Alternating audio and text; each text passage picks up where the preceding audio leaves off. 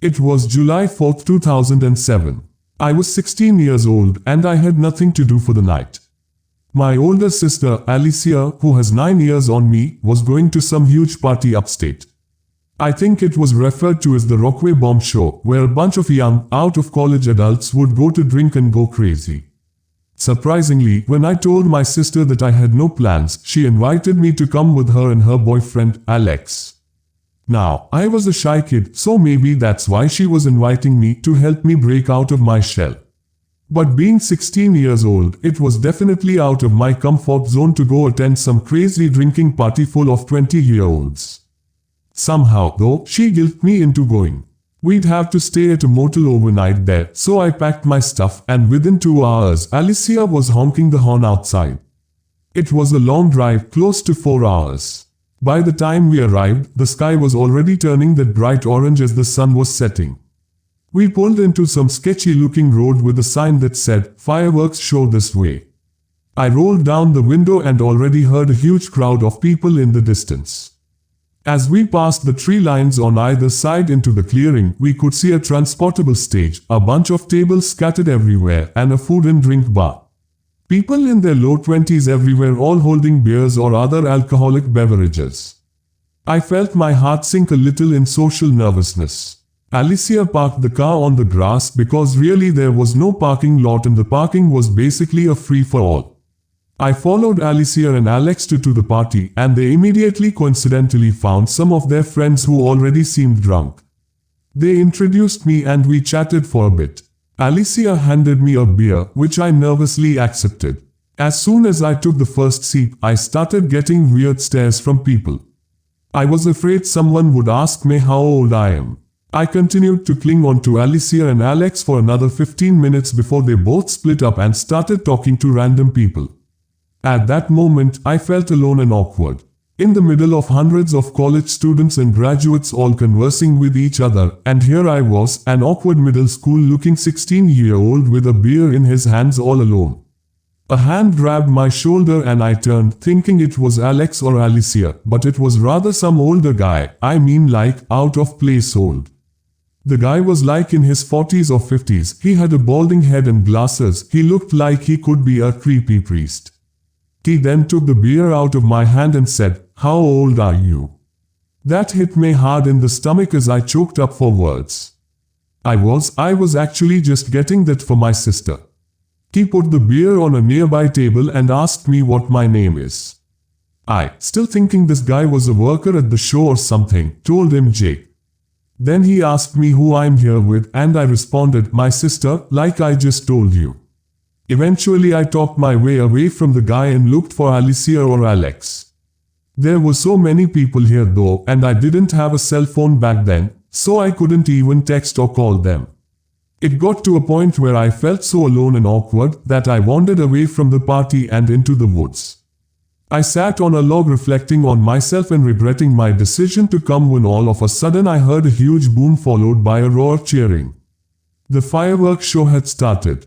I could actually see perfectly fine from where I was sitting, so I decided I'd just stay there.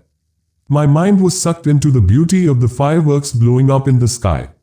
So much so that I forgot about how upset I was and suddenly I couldn't breathe. Something was wrapped around my mouth and nose. I struggled, I tried to scream and break free. I felt like I was becoming lightheaded. I looked up for anything on the ground to use as a weapon and pulled up a big stick. I tried swinging at the person's leg, but it didn't work. The person pulled me down to the ground and pinned me on my stomach. As a final attempt, I grabbed a big stone from in front of me, and with a single, lucky swing, I struck the person straight in the face. They let loose their grip and let out a grunt, giving me enough time to get up and run.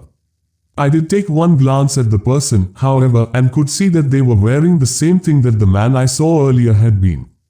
I ran back to the party where they were shooting off the fireworks and asked the apparent hosts of the party if they knew the man. They said they hadn't. I told them what happens and one of the guys was like, "Holy shit, buddy. Yeah, we're gonna report this." By the end of the night, when my sister and her boyfriend were too drunk to drive, I ended up driving to the motel.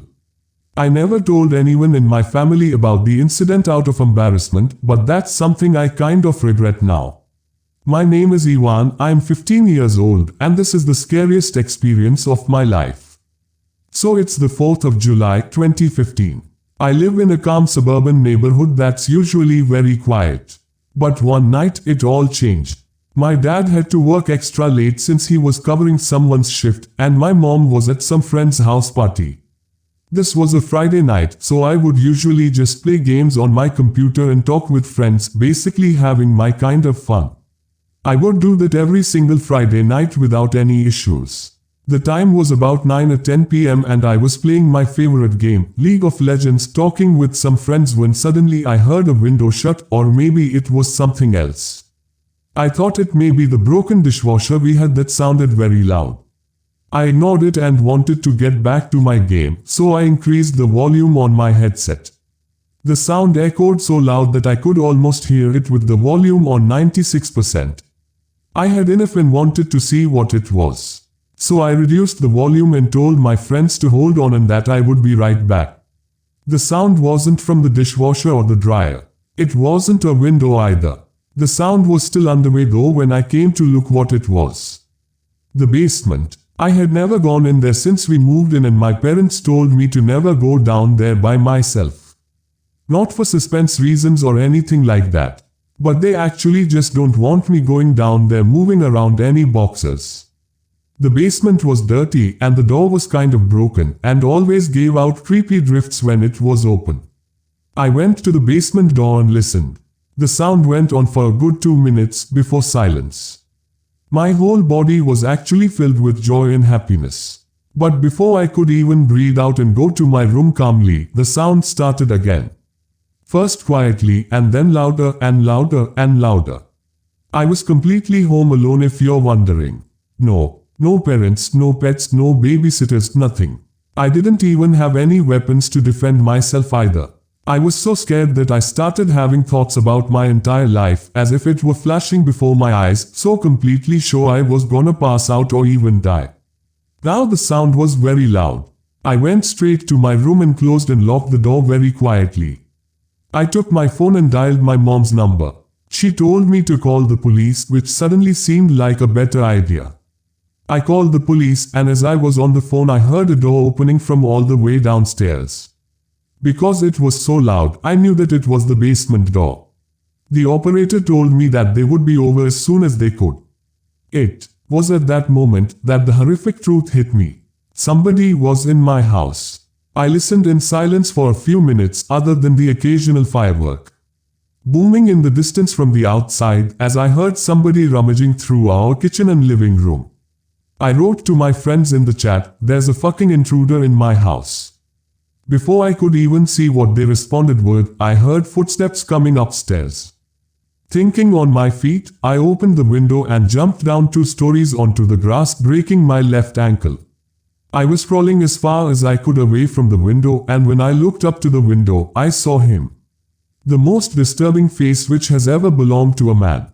A crooked mouth, brown, wiry hair, and eyes so dark I couldn't even see them, but I could only see it for a few moments before he turned and walked away from the window.